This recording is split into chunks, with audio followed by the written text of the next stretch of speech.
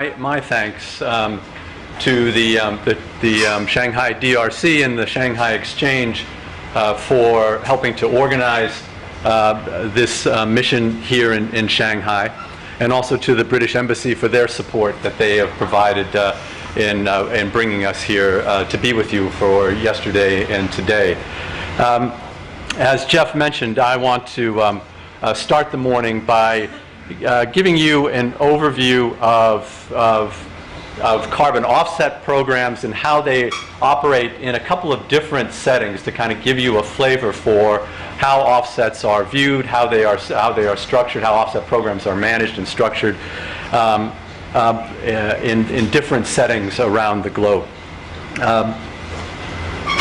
So we'll start by I want to give you a little bit of background about the VCS first, and then talk about three different kinds of offset programs as examples of the types of major offset initiatives that are underway around the globe, and then offer some observations and about what the state of offset program development is around the world, and some recommendations for those who are responsible for designing the program here in China, and how they might take advantage of the learnings that we have observed and participated in over the last number of years. Perhaps I should start just by answering the question, why are we talking about offsets? Dirk alluded to it, Francisco alluded to it yesterday, some of the speakers alluded to it. There's really two ways to think about offsets, and it depends on the kind of market that you're in.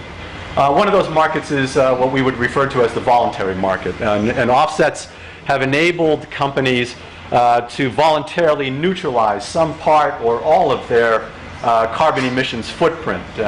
They've become an important vehicle over the last 5 to 7 years as a way for major corporations around the world to express their commitment to somehow neutralizing part of their greenhouse gas emissions.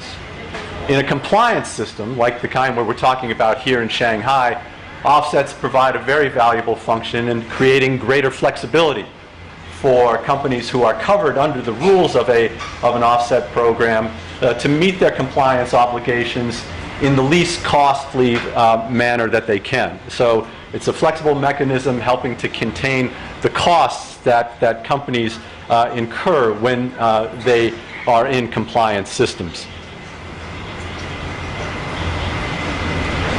Let me give you a little bit of background about the VCS as an organization. We were founded in 2007. We are a nonprofit organization. Our headquarters is in Washington, D.C., but we have staff located in various points around the globe, including here in China.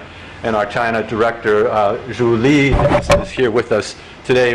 Many of you may already know her, and hopefully more of you will get to know her in the coming days and months as Shanghai moves forward with implementing its ETS.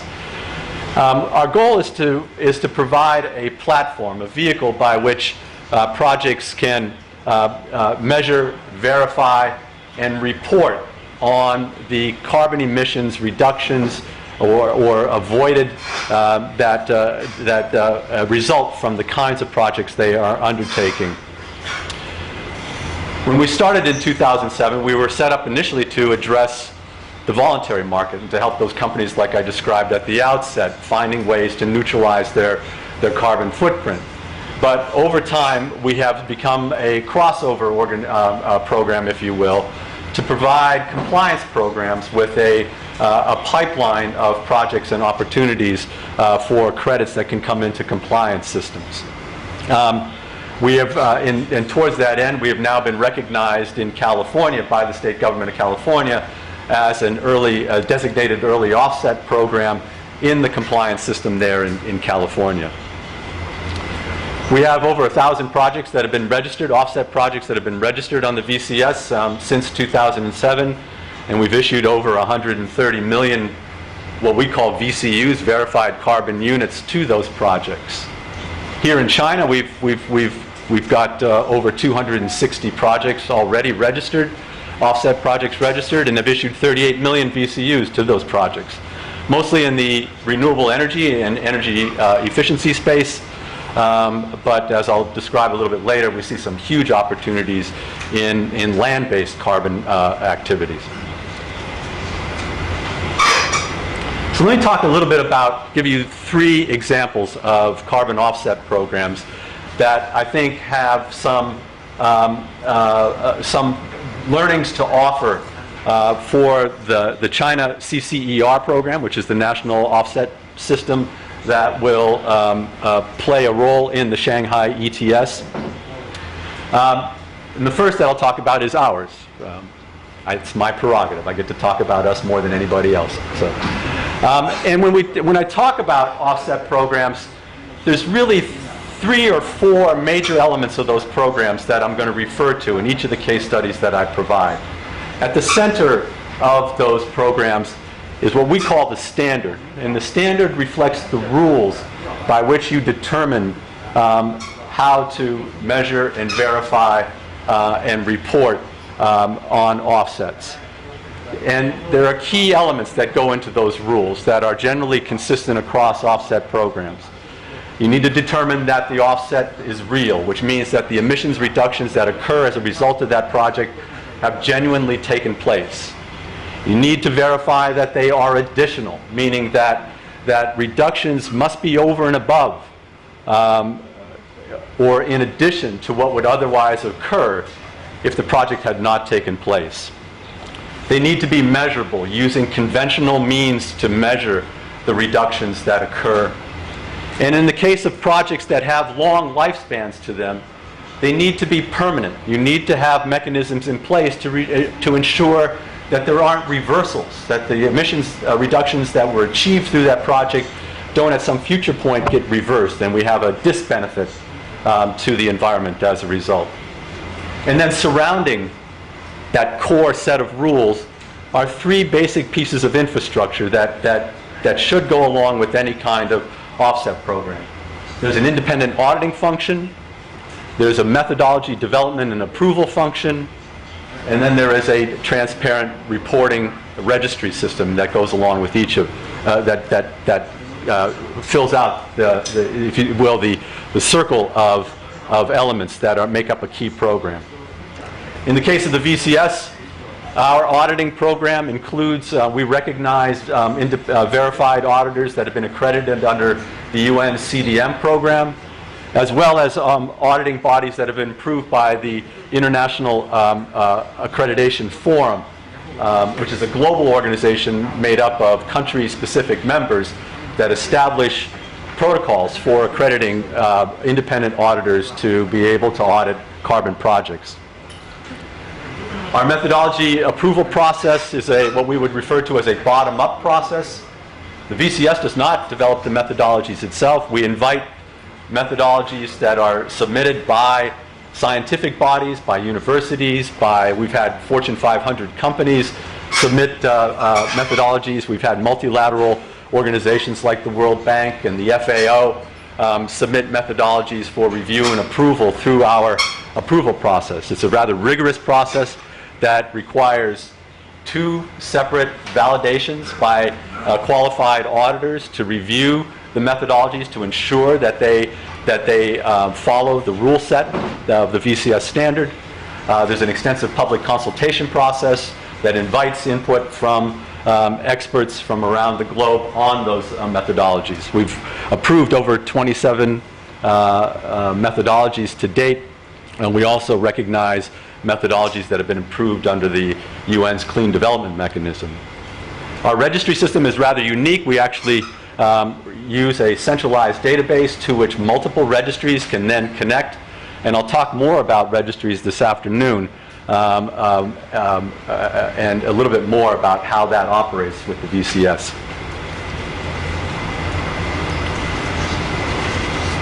Another program that I wanted to highlight is the granddaddy of all programs in the offset space, called the Clean Development Mechanism, run by the UN. Here, it's a little different from the VCS, but it is by our estimation, it's the basis on which the China CER program is based. The auditing function in the case of the CDM is that auditors are accredited by the CDM. They're listed as designated operating entities, or DOEs.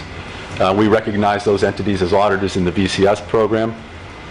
There are over 200 methodologies that have been approved under the CDM. And these are methodologies that are brought forward by project developers who have an interest in undertaking a specific kind of carbon offset project, that are then reviewed by a methodology panel within the CDM structure and then approved by something called the executive board.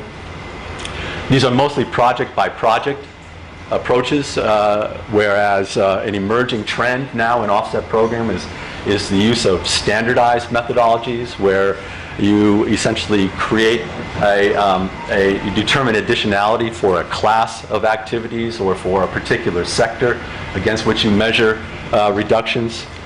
And this provides a great, lowers the overall transaction cost of getting methodologies approved and being able to implement those methodologies in the forms of projects.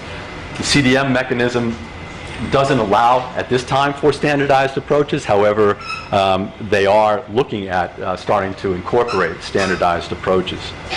They have a single registry, the CDM registry, that's administered under the UNFCCC, the Framework Convention on Climate Change.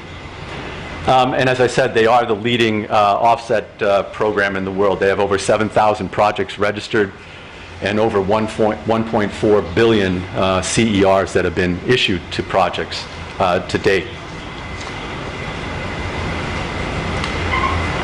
The last offset program that I'll highlight for you is the compliance program in California that was implemented under the AB 32 law called the Global Warming Solutions Act. This is a program that is just getting underway. It started up last year. They, again, accredit their own auditors under the California program. Their methodology process is a little interesting.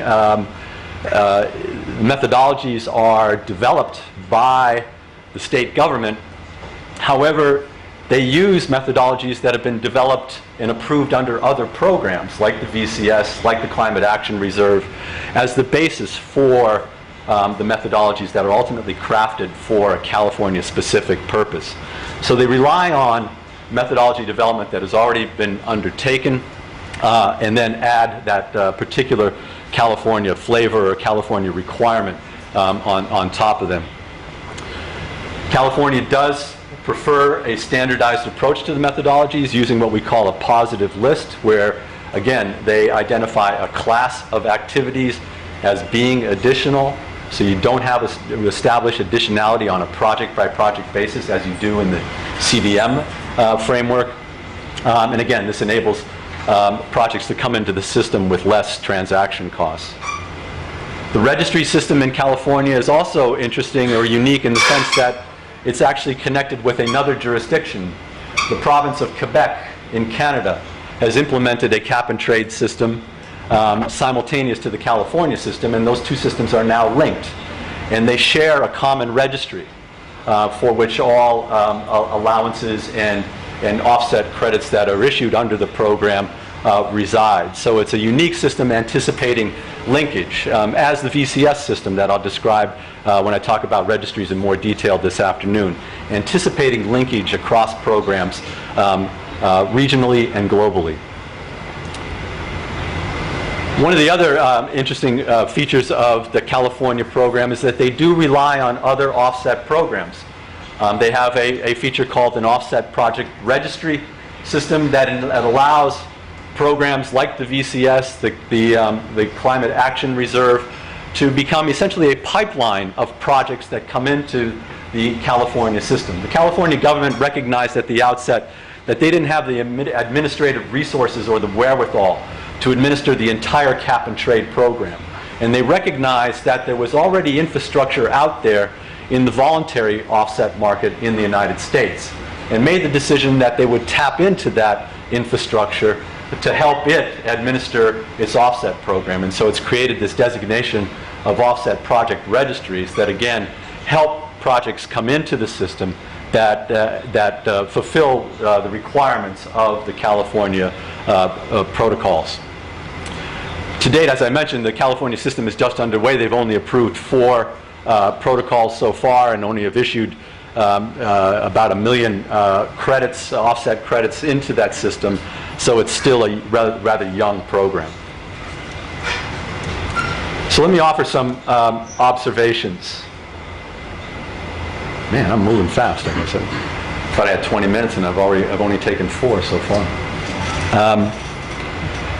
What are we finding about offset programs globally? Well, first of all, what we're seeing is that there is no common framework yet. Every jurisdiction is developing its own set of rules, its own elements or pieces of infrastructure. Some programs are borrowing, some programs are looking to other existing infrastructure to borrow, but we don't have what you might consider to be a global, consistent framework in terms of how offset programs are being constructed or administered. As I mentioned, there is some recognition of existing frameworks. The California model, taking advantage of existing methodologies and protocols that have been developed by other carbon offset programs as the basis for California programs, the use of offset project registries, the designation of early action programs, and the like. Again, recognizing programs that exist. In the China CER program, CDM methodologies are being recognized by the NDRC as being eligible for recognition in China. And we're seeing in other parts of the world. South Africa will launch a carbon offset program as part of a carbon tax program in 2015. And they are proposing to make use of existing carbon standards, offset standards out there as the source of carbon credits that come into that program. We're seeing the emergence of what I mentioned before as standardized approaches to developing carbon offset methodologies. This has an important effect, again, as I mentioned, in bringing down the costs associated with methodology development and project implementation. It creates the basis for establishing additionality for a whole class of activities. It could be used to establish additionality for a particular sector. And so it has a great deal of robustness and flexibility as a tool for bringing down the costs associated with implementing offset projects. There's growing interest in the area of agriculture and forestry carbon projects, including what's commonly referred to as RED, reduced emissions from the avoidance of deforestation and degradation. California has created a placeholder in its regulations to allow for RED credits to come into that system in the next few years. Agriculture and forestry projects are also hold great promise, particularly in the area of rural economic development. This is one of the areas that we've been in discussion with a variety of parties and agencies here in China about how agriculture and forestry carbon projects could provide a vehicle for rural economic development in, for example, in the western part of China, to provide a supply of offset credits to the more developed eastern part of China.